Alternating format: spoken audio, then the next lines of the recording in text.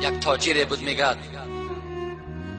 در دوره های خلافت حضرت عمر تاجری میکرد و زنی داشت میگد روز مادر همین تاجر خانه فرزند با یک امید آمد، با امید آنی که البته مادر و پدر شما فراموش نکنید که نفقه اونها را رسانیدن چه از لباس چه از شکم او در گردن فرزند است. این مادر میگه با همین امید خانه همین فرزند آمد.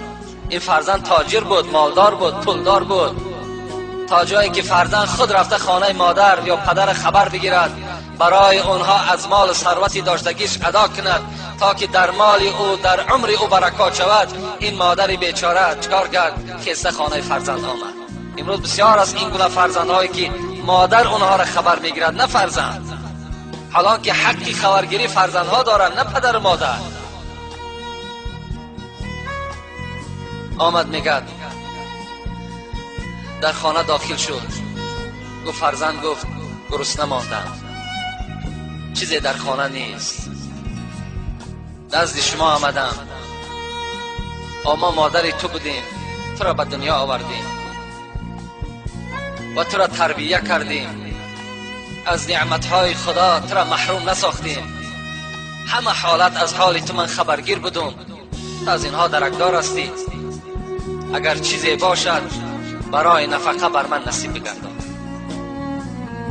این زن نزد این تاجر یعنی شوهرش گفت مادر تو هر روز که خانه ما و شما می آید و دائم از خانه ما و شما طلب دارد. راستی بار از دست این مادر تو ما مانده شدیم، چی می شود که این از همین خانه محروم بسازی؟ این فرزندی که البته ناقابل بود، فرزندی بگیم از احکام ارکان خدا که درک نداشت، نمیدانست که پدر و مادر حکمش از 1000 زن بالاتر است. در حال به گفته همین زنی خود آمد و مادر از خانه خود چکار کرد؟ پیش کرد. گفت مادر دیگر در این خانه من تو را دیگر نبینم، از خانه بیرون شو. دوره های خلافت حضرت عمر بود. این مادر میگه در نزد همان فرزند خود دستش برداشت، گفت پروردگارا، گفت من میدانم که تو صدای مادر و پدرم میشنوی، من دعا میکنم که خدای همین فرزند مرا در یگان مصیبت و مشکلات گرفتار کن. و از خانه میگد با چشمهای گریان و با یک دست خالی میگد به سوی خانهش روانه شد. دیری نگذشته این تاجر میگد مادامی که تجارت داشت از خانه بیرون شد و به تجارت رفت. در اثنای راه میگد چی سببی شد که رفیقانش میگه از این تاجر جدا شدن، اونها پیشا پیش رفتن و این تاجر در اثنای راه باقی ماند. و ناگاه میگد یک گروه میگد از راهزنهای همون زمانه میگد نزد این تاجر حاضر شدند و آن چیزی که در بدنش داشت همه پیسه و مال و ملکی او را گرفتند. بزم ای گفتن چیکار کردند؟ دستهای این تاجر میگه قطع کردند و در پیشش میگه گذاشتن و همه میگه هر طرف رهسپار شدند. این غضب خدا بود، این دعای مادر بود. این فرزند میگه دستهای خدا میگه در یک لطه میگه پیچاند و با یک حال زار گریان میگه به همان ملک میگه داخل شد. وقتی که به مادر میگه این سخن رسید و این صدا رسید، مادر که یک کان رحم است، البته به فرزند همون ناخوب و ناقابلش هم میسوزد.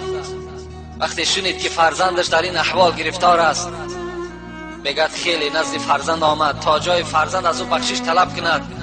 بخشش میطلبید که فرزند من همان روز من از تو نارضا شدم، شاید که همان زمان دعای من در نزد خدا اجابت خدا دریافت کرد و تو بر همین بلا مبتلا شدی، خاک بر سر مادری تو گفته. باز کچه این مادر دعا میکرد و این تاجر باشد میگفت که من حس کردم. مادر گفت اون زمانی که تو از خانه بیرون شدی دلی خودم خیلی و خیلی غمگین شد و فکر کردم که بسر من یگان بلای البته آمدنی هست.